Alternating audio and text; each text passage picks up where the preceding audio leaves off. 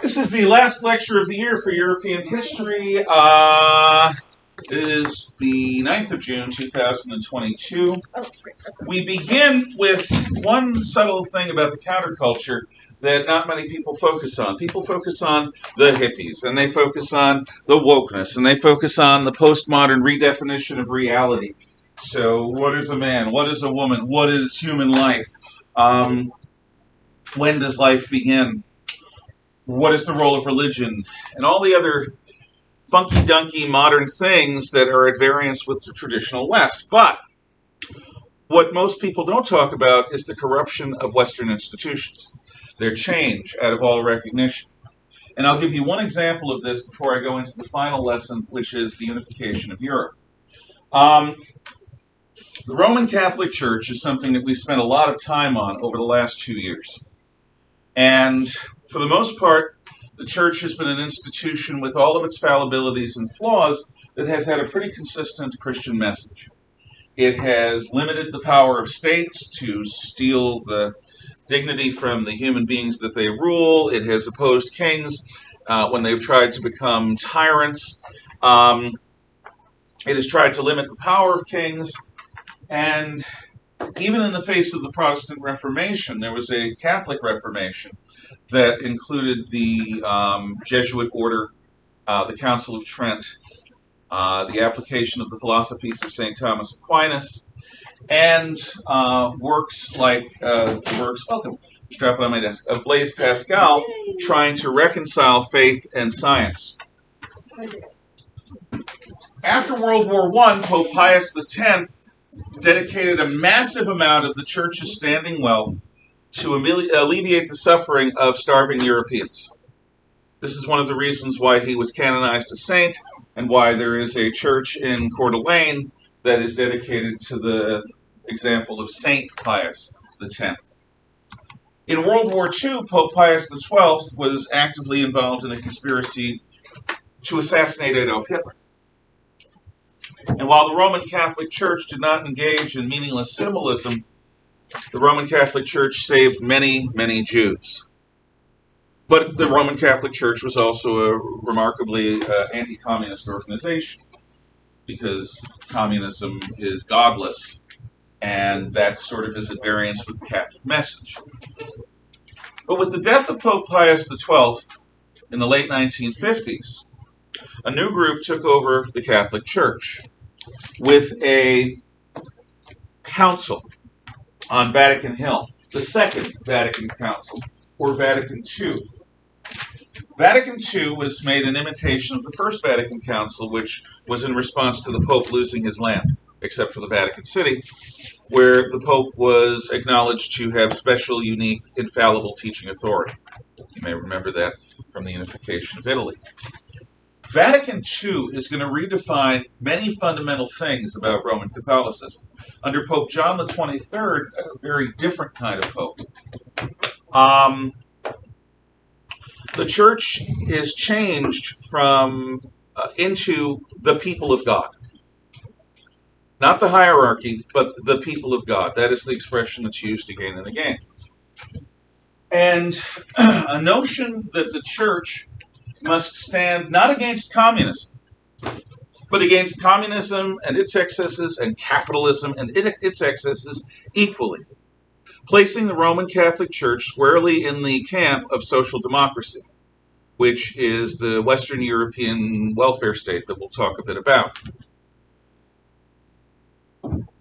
De-emphasizing the Latin Mass, in fact, forbidding the Latin Mass except in very rare cases.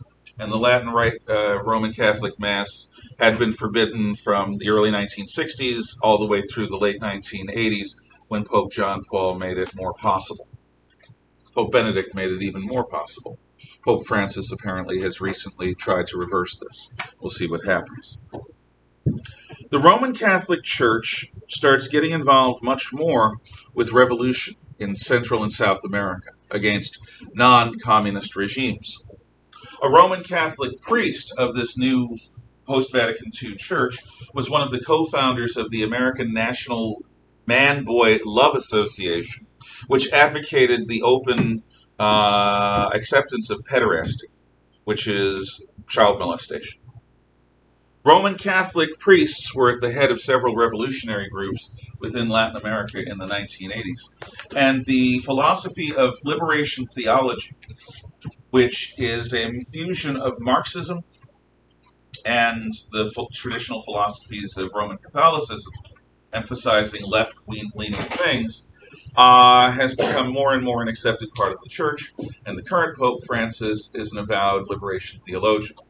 In other words, instead of the Roman Catholic Church tilting towards traditionalism and against communism, the post-Vatican II Church has tilted away from Western traditions towards the development of a new Western society that is essentially fundamentally social democratic.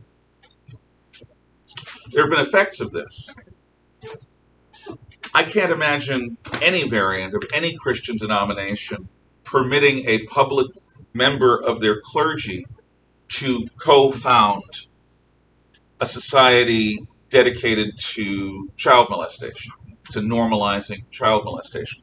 But the Roman Catholic Church in the late 1970s did, because the Roman Catholic Church had changed its overall message, and the hierarchy that still was traditional, and many of the people that were still traditional, hadn't caught up.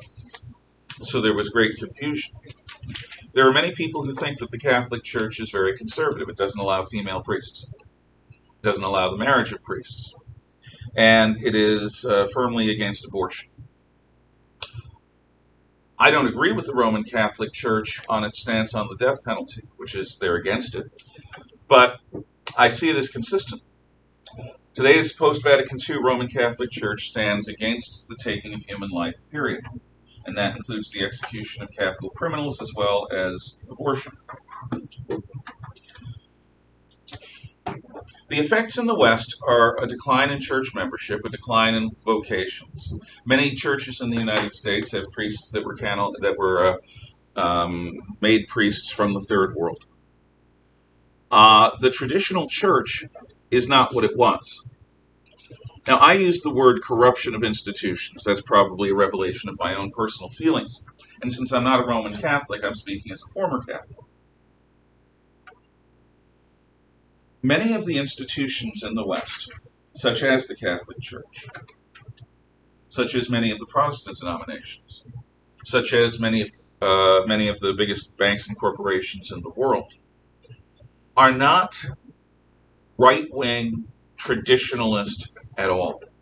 Since the 1960s and 70s, many of them are among the most progressive, revolutionary, or evolutionary institutions in the world. What that means is that counterculture is not merely hippies in tie-dye t-shirts protesting for drugs and against war. It's also the transformation of international banking, international corporations, educational institutions like colleges, major denominations of Christianity, into a mold that is very political, bless you, and that is very oriented towards progressive politics. Thus, you have many Christian churches that have the rainbow flag flying. Yesterday, a Democrat congressman making a point for homosexual rights said, "Let me quote Jesus in the Bible about homosexuality," and he was silent for 2.5 minutes. And it's right. Jesus himself did not speak about homosexuality. So why are so many Christian churches splitting their membership and redefining themselves on the basis of either their friendliness towards LGBTQ stuff or their hostility towards it? But they are.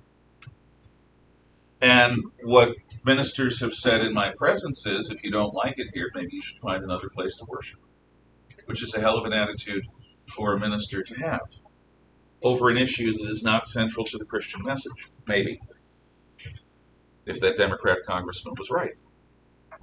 So when you consider counterculture, consider how much the institutions of civilization, the complex institutions that we talked about as a fundamental component of any civilization, how much these institutions reflect the caricature of them as stodgy, traditional bastions of the old order. or how many of them resemble the vanguard of some bright, shiny new utopian ideal? Because that is a part of it. And the Vatican Council, too, is one of the things that has transformed the Catholic Church. And the reason I mention it is a very clear dividing line. And believe me, there are many Catholics that don't go along with this. So, any questions, comments on counterculture before we go into the unification of Western and Central Europe? Yeah. Oh, no, Sean, so you weren't raising your hand. You were just moving it. By the way, if you think my characterization was unfair, if you want to talk about the friendliness of the modern Catholic Church towards marginalized peoples, or its work in bringing what you may call social justice, be my guest. Fair is fair. Because the modern Catholic Church is very into all of that stuff. No? Yes? Maybe? Okay. We'll move on. After World War II, when Europe lied in ruins and Winston Churchill was out of a job, he began doing tours. He not only went to the United States and gave a speech at Fulton, Missouri, warning America about the Iron Curtain and communism, he also goes to Europe. And Churchill is the first international advocate of the establishment of what he called a United States of Europe, something that would prevent another cataclysmic European war. Remember, he had lived through two of them, and so had everyone else, almost everyone else at that time. Churchill's idea is taken up by many people on the mainland. There's a Belgian, I think, or a Dutchman, named Paul Henry Spaak, S-P-A-A-K, who looks a lot like Churchill. You see them side to side, and they look very much alike, except Churchill did not habitually wear his glasses in public, and Spaak did. And so what begins to happen is that European politicians, rebuilding Europe after the Second World War, consider the idea that the United States of Europe, some variant of that, might prevent another great war. And if it means giving up a certain degree of national autonomy or sovereignty, maybe it's worth it to prevent what just happened, what we're all living in the echoes and aftermath of. Now, at the same time, there are also things happening within the European countries, and I'll talk about Britain because I know more about it, and because, again, it's very clear. In 1948, the British Commonwealth, which is what the empire became known as after World War II, the Commonwealth of Nations, redefined citizenship to say that a citizen of a dominion, like India or Pakistan, who wants to return to or go to Britain because they don't want to live in the new independent India or Pakistan, can do so. And the British nationality law that was promulgated a year later allows anyone from the former British Empire or from the current British Empire to move to Britain and not be considered a foreign immigrant, to be considered as normal as somebody moving from Newcastle on Tyne down to London, just a move within the same country. Now, what was expected by many Britons was that the white settlers, the Europeans who had moved out to the colonies and established farms and businesses there and lives there, might not want to live under Indian rule or African rule, so this is a path for them to return to the land of their ancestors and live within a nation of people like them. But that's not the way the laws were written. So what begins to happen after these laws are promulgated is that massive numbers of Pakistani natives, of Indian natives of various ethnicities, of West African natives, like people from Jamaica, begin to arrive in England and in Scotland and in Wales in massive numbers. And the British people are surprised by this. This is not what they expected. But the laws were written to permit this. Britain, which had not been, like the United States, a melting pot nation, suddenly found itself with massive numbers of black people from West Indies and from Africa, and brown people from South Asia, and some people from the East, although Hong Kong was a little different. And these people came with their own customs and their own ways of life, their own foods, their own ideas, what some would call cultural diversity. But unlike the United States, which is constituted to absorb waves of immigrants, send us your tired, your poor, your huddled masses yearning to breathe free, the Lazarus poem on the Statue of Liberty reads. Instead, what's happening is a nation state, a European nation state like England or like Great Britain, is suddenly becoming an immigrant nation. And it didn't happen after a long national debate. It happened sort of through a back door. This is going to be percolating. Europe's security is shared with the United States as of 1949 with the NATO agreement. And with the NATO agreement, you have a unification of military command that would prevent, say, the West German General Staff from waging war on France again. Or that would prevent the French General Staff from waging war on Spain or on Germany. We're going to have a unified command in the West. Now, there's something that isn't in your notes, but that needs to be. The European, write this down, steel and coal community.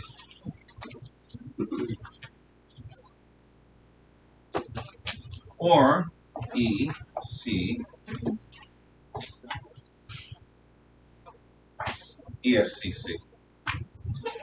And this is the brainchild of French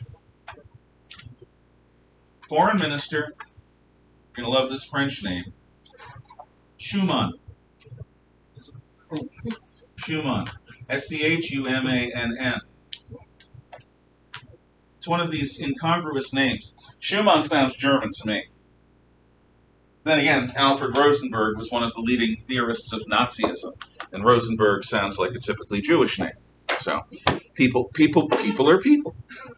Even evil people like Rosenberg. Anyway, in the late 1940s, French Foreign Minister Schuman proposes, and the other nations of Western Europe agree, to a new transnational organization, the European Steel and Coal Community, which will take over the production of steel and the use of coal everywhere within the European Steel and Coal Community, which includes France, West Germany, Holland, Belgium, Luxembourg, Italy. Now, what this is really about is the Ruhr. You may remember the Ruhr is the industrial heartland, not only of Germany, but of Europe. So now the West Germans agree that the Ruhr, a national resource within their country, is going to be run not by them, but by a transnational body, a body of people from the member nations. So if the Germans wanted to wage another war again, their military is shackled to NATO, and their warfighting capabilities are rooted in an industrial region that are now not under German control anymore, but it's under European control. This is going to be the basis of the European Union. In 1957,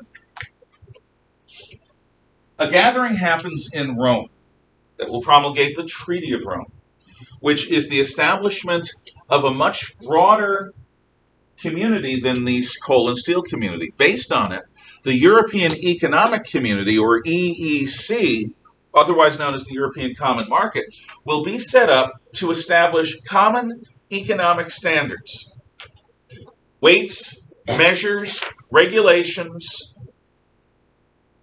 so that everyone within the EEC will make products that are interchangeable. And so it doesn't matter where your factories are or where your markets are. If you're a member of the European Economic Community, the Treaty of Rome, EEC, you can produce anywhere in the EEC and sell everywhere. Yes, they're still different countries. Yes, they use different units of money. But the economic regulations that business functions under will be common. Now, Britain is part of the establishment of this, but Britain quickly realizes something. When Churchill thought about a United States of Europe, and when the British think of a United States of Europe, they're thinking about a confederation. A confederation is a loose association of nations that share a few things in common, but have unique things that are very important inside each. But what the French and the Germans and the Italians want is not a confederation of independent nations, but a federal union with a strong central government, strong central regulatory authority. In other words, in a moment, they want to build something that is more important than France or Germany or Italy or Belgium or Holland or Luxembourg. They want to build something approaching a new Roman Empire or a new Carolingian Empire, new Charlemagne Empire.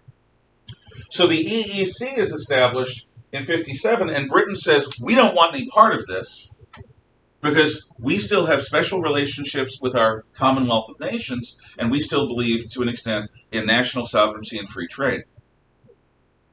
This will change. Yes? So, can you restate the definition of confederation? A confederation is a loose association of nations where a few things are held in common, but most is decided on the national level. So, what is the relationship between, like, confederate and confederation? It's simply a term. Confederate States of America believed in more states' rights than the Union. Okay. Bless you. In fact, many people in the South in the American Civil War fought not for slavery. They were too poor to afford even a farm. They fought for the idea of states' rights against the national authority that was tyrannical. That's how they saw it. Okay. In fact, what was set up after the Soviet Union was the CIS, which I think is the Confederation of Independent States. It may be the Commonwealth. Do you know? I'm not sure. Yeah. But that term was used for Russia and the other former Soviet territories like Kazakhstan and so forth. But it withered. In any event, yeah, no, it's not a hard link. Okay. It's just, this is a poli-sci term, political science term. So, London's out. Now, there are analogs in France and Germany to the idea of the British Nationality Act and the Commonwealth Law on Citizenship. So a lot of people from the former French Empire, from the Islamic North African middle region and from sub-Saharan Africa and from elsewhere, like Haiti or Vietnam, they come into France. In fact, with the fall of French Indochina, a lot of Southeast Asians go into France. Now, this influx of unassimilated foreigners into what had been fairly monochrome nation states is going to bring about changes in France, Germany, and Britain, and throughout. Some of the changes have nothing to do with the immigrants. After World War II, the European birth rate stagnates, in Western Europe anyway. This is a result of increased birth control and abortion, but it's also a result of something more intangible, that the Europeans simply, in large numbers, are not willing to invest in having lots of children. In fact, many Europeans don't have any children. So the native birth rate is insufficient to fuel healthy economic growth. Modern economic theory is based on the idea that you have a growing population, not much, but a bit, every generation. So one of the reasons why the French, the Germans, and the British start accepting people in from their former empires or from the Middle East is because they need guest workers to replace the native workers that are not being born. Now, these guest workers in France and Germany in particular, but in Britain as well, do what all immigrants do when they're in a strange land. They settle in ghettos. They settle in ethnic communities, like the old Irish, Jewish, and Italian neighborhoods in the Bronx, where I'm from. Puerto Rican ghetto in the Bronx, where I'm from. The black ghettos in the Bronx, where I'm from. And what happens is, in America, the public schools act as assimilators. The Working World Act is assimilators. Everyone's got to get a job. They've got to learn English. They've got to function within the broader United States. But Europe, after World War II, across the board, establishes what would shock most Americans, a social welfare state. It's not socialism. Private industry is still allowed to function. They have much higher taxes than we do. But you have womb to the tomb, cradle to grave social welfare benefits. You have a minimum standard of living guaranteed by the government. You won't go homeless. You'll have a certain amount of calories. You will have health care. And so cradle to grave, womb to the tomb social welfare is given to anyone who is living in France or in Germany or in Britain. What this means is that what happens in the United States, where children of immigrants have to function in school and where the adults who are immigrants have to work, doesn't happen. Many of these immigrant communities are supported by government welfare. And what that means is that government welfare, I know a lot of people seem distracted right now. Last discussion of the year, so please focus a bit of your attention on me. It makes me feel special. Welfare allows people to remain in their ghetto. And so right now, in 2022, there are neighborhoods outside of Paris where French is a foreign language. There are people in those neighborhoods whose ancestors came there in the 1950s, and they still don't think of themselves as French. They still think of themselves as marginalized foreigners. And every few years, something happens, and there are riots where these neighborhoods explode, and they expand throughout Paris, and cars are burned, and businesses are burned, and there are days and days of chaos. Because they have not been accepted. In the French mind, there's a difference between if you're Franc-Suisse, which is if you are of French stock, or if you're one of these foreigners, these immigrants, these guest workers. I'm sorry, people whose ancestors arrived here in the 1950s tend to be fully Americanized after 70 years. Not so in Europe. And the welfare system is part of that. So the disconnect between the native culture and the immigrant cultures is much greater in Europe than it is here, at least in Western Europe at this time. Now, in the early 1960s, Britain changes its mind. It and the Scandinavian countries that are part of the outer fringe want to become part of the European Economic Community. They want to do so on their terms, but they're willing to accept the transnational federal union that France, Germany, Italy, and the Low Countries have built. Harold Macmillan is Prime Minister of Britain. Harold Macmillan personally saved the French president, Charles de Gaulle, from being fired as leader of the Free French, because the Americans couldn't stand it. So Macmillan saved de Gaulle.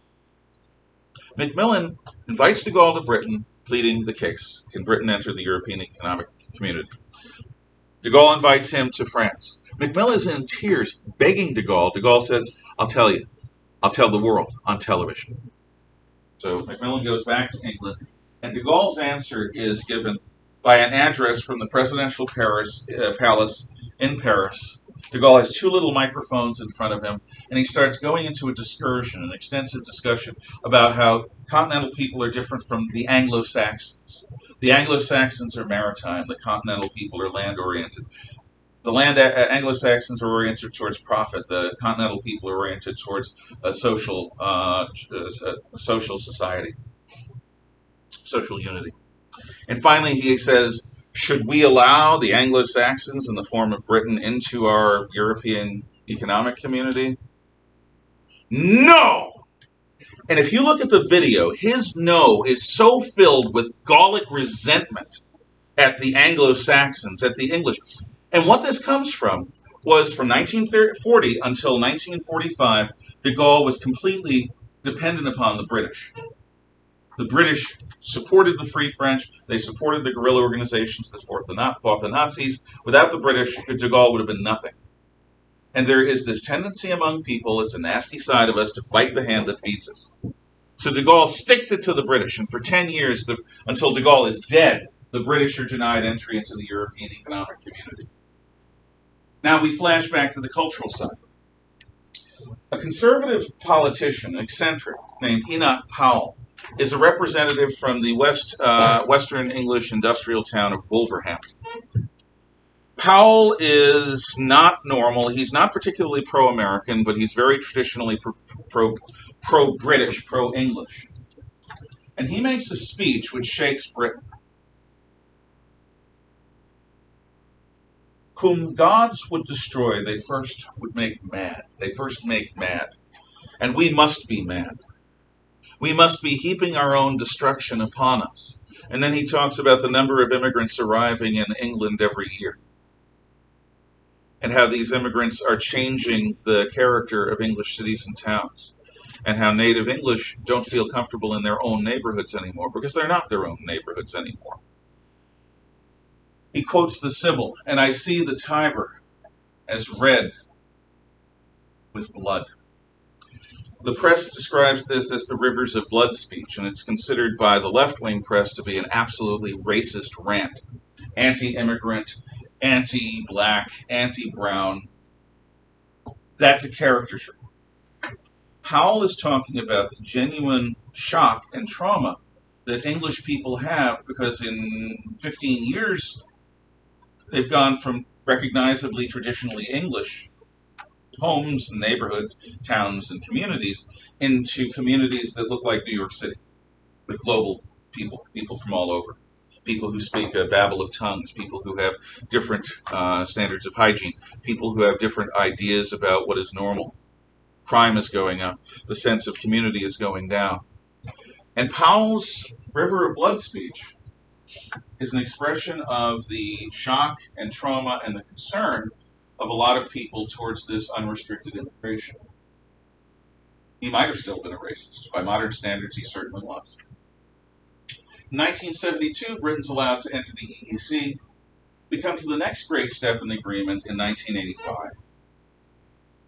The Schengen Agreement is an agreement within NATO and the European Economic Community to dismantle borders within that region. So it used to be that if you were going from France to Italy or from Italy to France, somewhere between those two on the border, you'd come to an Italian border post and you'd get inspected, and then you'd come to a French post and you'd get inspected, and your passport would be looked at and stamped, and your visa and so forth, because you're going across a national border. But in 1985, the Schengen Agreement creates the Schengen Zone, which is an area without these interborder posts. This is going to be important later when we talk about the immigration and as a result of the Syrian civil war. Without internal border controls, the European nations become even more one big society. With the fall of the Soviets in 1992, there's a new treaty to replace the Treaty of Rome. The Maastricht Agreement of 1992 gets rid of the European Economic Community the way the Treaty of Rome got rid of the European Steel and Coal Community, replaced it with something much more.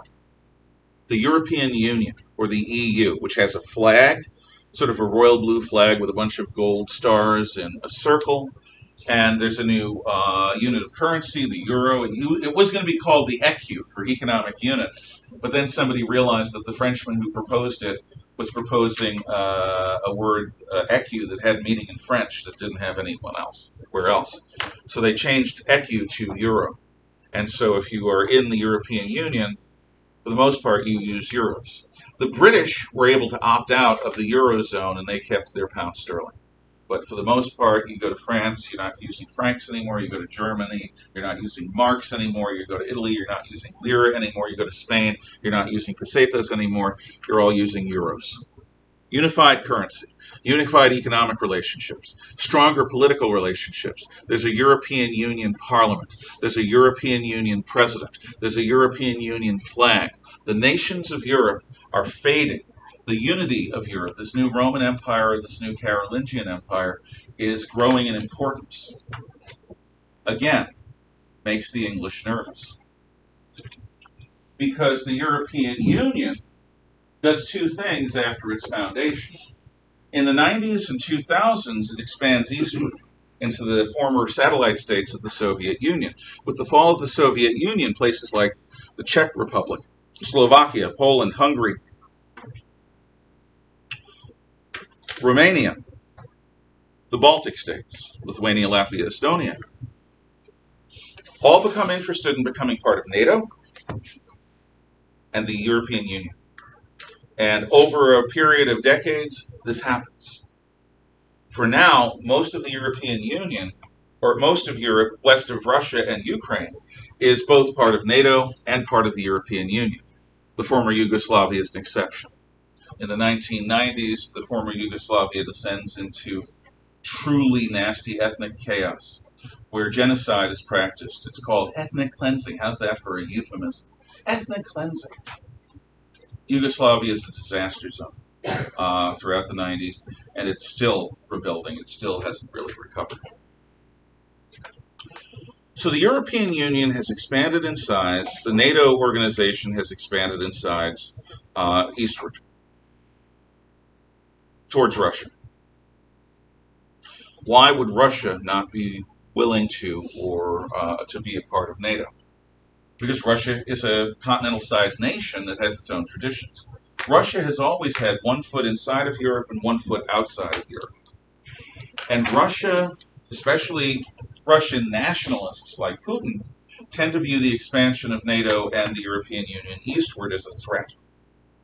One of the justifications he uses for invading Ukraine is the idea that Ukraine might join NATO, and that somehow this breadbasket that the Soviet Union used to depend upon will not be under Russian influence anymore. And Russia without the Ukrainian brain is much weaker. I'm not going to editorialize on that, I'm simply reporting it. But there's something else that happens. In addition to expanding eastward, the European Union bureaucracy becomes more and more intrusive, gets more and more involved in business, to the point where there's actually the design for a recycling trash can that people are allowed to use, that are authorized by the EU. And where the crisis comes, and there is a crisis in the European Union today, and it has nothing to do with Russia. Around 2010, 11, and 12, there are a series of uprisings in the Middle East. Hopeful advocates called it the Arab Spring, but it was not a spring unless you think that the summer is a summer of pestilence. Part of the Arab Spring is a revolt against Bashir al-Assad, dictator of Syria. He's a Ba'athist, an Arab socialist. His family had a long history of working with the Soviet Union. Assad starts using helicopter gunships, napalm, and mustard gas on protesters. President Barack Hussein Obama decides he's going to draw a red line, that's his name, and say, Syria, don't use chemical weapons. Don't use military weapons on peaceful protesters. We are drawing a red line that you dare not cross. Well, Obama doesn't say dare not cross, but he says red line. Assad does that anyway. He keeps doing it, waiting for the Americans to do something, seeing what response President Obama will have. President Obama makes a bunch of very critical speeches and sends a bunch of harsh letters to the United Nations about Assad and to Assad directly. Obama uses diplomacy without any teeth. He sets up some sanctions. So Assad uses chemical weapons and napalm and on his own people. Tanks literally crush protesters, and he gets away with it. So the Syrian civil war begins in earnest, with Bashir al-Assad, an Alawite, basically a minority group within Syria, trying to rule the country through main force. Now, we got rid of the Soviet influence in the Middle East with the Yom Kippur War. In 1972, they backed Egypt, and Egypt ultimately lost, and the Egyptians made an alliance with the United States. For the first time since 1973, Russians become deeply involved in a Middle Eastern country because Assad makes an agreement with Putin and starts using Russian hardware, and the Russians establish military bases in the heart of the Middle East. Not good from an American perspective. When I say the Syrian civil war heats up, I mean lots of people start dying. So massive numbers of refugees start flooding out of Syria. and some of them fled across the Mediterranean Sea into Greece and Italy, into other Arab nations or other Muslim nations, and eventually into Italy and Greece and Spain and Portugal and southern France across the Mediterranean. Now, at first, the European Union is not sure of what to do about this. But about a decade ago, the body of a beautiful little Arab child, a boy, washes up on an Italian beach, dead. And this horrific image is used to emotionally charge the debate about what to do. And the European Union opens itself to massive, massive immigration from the Islamic Middle East. In the name that they are refugees from the Syrian civil war, people from all over the Middle East start arriving in Europe. These people are largely young men of military age without women and children. I'll say that again. It's not families that are arriving in Europe. For the most part, it is young men of military age without women and children. And because of this system of welfare states that have been established in the European Union, they are able to settle together and not have to get jobs. That means they don't culturally assimilate. New Year's Day 2016 or 2017, the Federal Republic of Germany unified East and West Germany, which has promised under Angela Merkel to take over 1 million refugees, which for a country of 80 million people, which is what Germany is a lot of people. New Year's celebrations see the rape of young women across the country. The rapes are conducted by gangs of Middle Eastern men. When the Middle Eastern men are arrested, they say they were out without a man. They were out dressed like sluts. We did what any man would do when faced with unaccompanied women who are dressed scantily. Because in their own countries, that was normal. But they're in Germany now, a society where women have been liberated for generations, a society of laws, a society where you don't have to walk around with a man and where you don't have to dress in a hijab or a burqa. But that is just one small example of the clash of cultures between the new immigrants and the old. Even the old guest workers that had been in France and Germany have trouble with these new groups. And throughout all of Europe except Poland and Hungary, massive numbers of these immigrants arrive. The Hungarians close their borders off, the Poles do too, and they say, we're not taking any immigrants. The rest of Europe cries, racism, racism. The Poles and the Hungarians say, we didn't spend 40 years under communism just to give up our country to waves of immigrants who are not us. We want Poland and Hungary to be free for Polish and Hungarian people. In 2016, the British people, in a series of votes, vote to exit the European Union. This is called Brexit. It happens the same year Donald Trump becomes president of the United States. And a lot of people see a connection because the elites of both parties within Great Britain wanted a deeper relationship with the European Union. They didn't see the future as being a future of nation states isolated. They saw the future as being part of this new Roman Empire. But the British people, by a pretty strong majority, vote to leave the European Union. And they take a second vote to leave the European Union. By now, Britain is out of the European Union in most ways. And the European Union has restrained itself on punishing Poland and Hungary regarding the immigrants because they don't want Poland or Hungary to leave the European Union. There have been moments where Spain has been tempted to leave the European Union because there's a group in their eastern region around Barcelona called Catalan separatists. And these people want to form a new country called Catalonia, which existed back in the Middle Ages. It was part of Aragon. The Spanish made clear if European Union policies push this, we're leaving. We are not letting Catalonia go.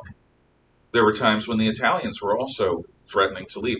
So the European Union is in a moment of crisis. It has been for the last few years. Will the policies of a transnational government prevail? Or will a resurgence of national policies, Britain, France, Germany, Austria, Poland, Hungary, Russia, will these national ideas become more prevalent again, like they were before the rise of the EU. And that's where we are. That's my summary. We've got a couple of minutes if you have comments, questions, if you have observations. Um, I'm also interested in hearing from other people if you have it. I haven't even mentioned postmodernism yet. I'm not going to. I don't have time. I'll just say this. Postmodernism questions objective reality's existence and tries to make everything subjective. Yes? So I've never been to Poland, but I've been to Hungary, and I was really surprised. It's so safe there. It's so clean. When I went to Budapest, and unlike other cities in Europe where it's so cross-cultural, which is good in a lot of ways, but it's also kind of dangerous and scary. Hungary, it was very evident that they were not tolerant of a lot of behavior, which was really great. Because the people who went there, it was like, it was safe. If there were people who misbehaved, like they were dealt with in a way that makes sure that the country was safe for like foreigners and for their own people. Yeah. And this is what happens when you've lived under slavery for a long time and you want freedom. It's not that the Hungarians are not modern, they're not woke. And some people call them racists and they call their leadership fascists. I personally don't agree. But I don't see it as being a bad thing to have a nation state. I tend to think nation states, but I'm a conservative.